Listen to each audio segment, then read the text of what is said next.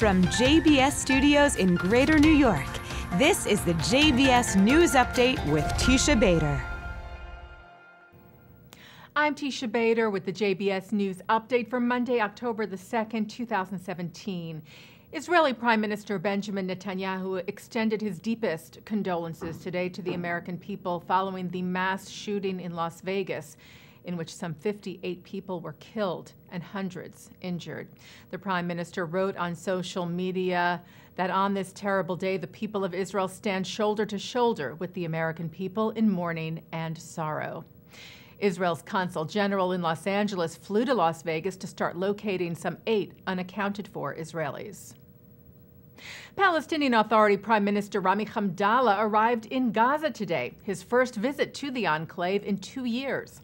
Hamdallah is in Gaza with a large delegation of ministers and officials from the Palestinian Authority to hold meetings aimed at a possible reconciliation with terror group Hamas. The PA is part of the Fatah party, which rules Palestinians in the West Bank, while Gaza is run by Hamas. The two factions have been in conflict for a decade. Recent moves by Hamas indicate that they are willing to give over power to the PA and form a unity government. Hamdallah addressed Gaza residents this afternoon and vowed that alleviating their suffering was a top priority. A memorial ceremony was held yesterday at Mount Herzl in Jerusalem to mark the 44th anniversary of the outbreak of the 1973 Yom Kippur War. While Israeli President Reuven Rivlin was in attendance, Prime Minister Netanyahu faced some criticism that no minister from his government was present. The Prime Minister apologized for what he called an unfortunate mistake. He said, "We have no greater obligation to our dear ones who fell in order to ensure we can live in our state." The brother of the terrorist who in 2012 shot and killed 7 people, including 3 Jewish children, went on trial today. Abdelkader Merah is accused of helping his brother Mohammed Merah with the deadly shooting spree that included an attack at the Jewish school in Toulouse, Ozar HaTorah, that left 3 young children and a teacher dead. France's Chief Rabbi Chaim Corsia told French news agency AFP that the terrible shock of 19th March 2012, "We still go through it every day, every time we bring the children to school or come to pick them up." A bipartisan congressional delegation from New York is asking that a former Nazi guard be deported.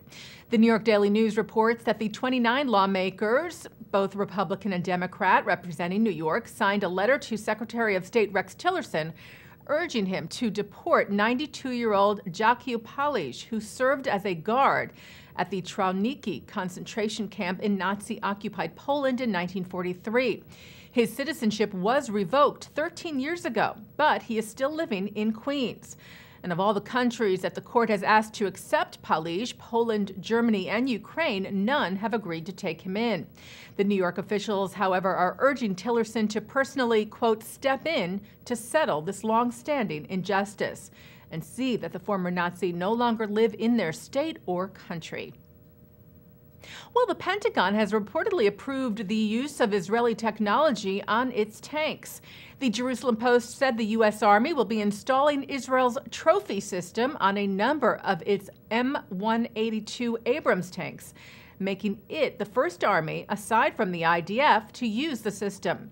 Trophy is designed to detect and neutralize threats like anti-tank guided missiles and rocket-propelled grenades. It was developed by Israel's Rafael Advanced Defense Systems and Israel Aircraft Industries Elta Group. And taking a look now at our programming for tonight on JBS for Monday, October the 2nd at 7 o'clock, it's The Wisdom of Dr. Ruth. At 8, Susanna Heschel, who is professor of Jewish Studies at Dartmouth and daughter of Abraham Joshua Heschel, talks about her father's relationship with Dr. Martin Luther King Jr. and a philosophy of Jewish political action. That's from the Center for Jewish History in New York. Then at 9, Mark Golub sits down with MLK advisor Clarence Jones on L'chaim.